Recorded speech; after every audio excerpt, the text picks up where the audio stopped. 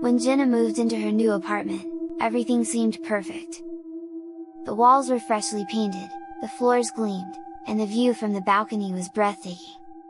It was everything she'd wanted. Quiet, modern, and secluded from the bustling city life she was trying to escape. But it didn't take long for her to realize that something was wrong. One night, her cell phone's Wi-Fi signal kept switching between networks. She'd be connected to her own, Jenna_internet, and then out of nowhere, the name would change to something else, Grayson13. At first she thought it was a mistake, maybe a glitch in the router. But after resetting it a few times, the strange network name wouldn't go away. Then came the strange call.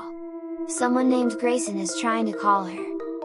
Jenna cancelled it, but the call persisted. Then she started getting strange messages on her phone. "I see you. You're not alone. Grayson waits." Each message was different, but the chill they left behind was always the same. Jenna felt shivers down her spine and started to look around her apartment. She made sure the door and windows are locked. She mustered some courage and replied, "Who are you?" But there was no answer. She thought that it was one of her neighbors playing pranks on her, but how did someone get her number? The room grew cold. Jenna got confused and now slightly unnerved with her mind racing. Then suddenly, her phone buzzed, and a new message flashed across her screen. Grayson never left.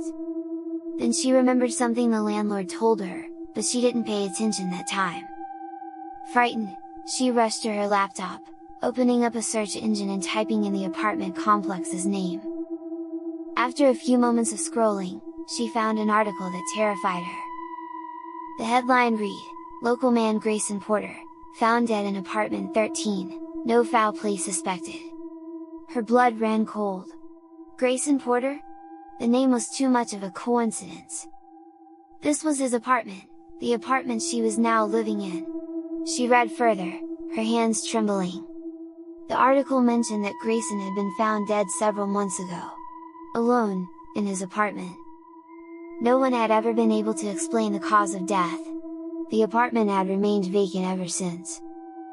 Suddenly, her phone vibrated again. This time, the message was clearer than ever, "I'm still here." Panicking, Jenna unplugged the router and reset her phone, hoping to erase whatever was haunting her. Then the lights went off, and a shadow passed in the corner of her vision.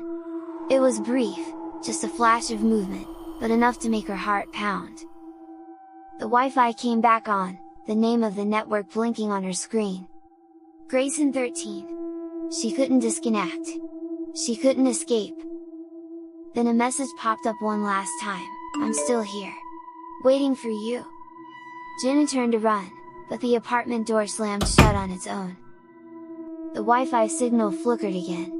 And as her phone buzzed with one final notification, her screen went black. Jenna screamed, but her shouts faded into the night. The lights suddenly turned back on, but she was nowhere to be found. It was the last time anyone would see her. The apartment was relisted, but no one stayed longer than a few weeks. Each tenant would report the same strange disturbances. Messages on their phones, the Wi-Fi signal that couldn't be turned off, and the eerie feeling that they were never really alone.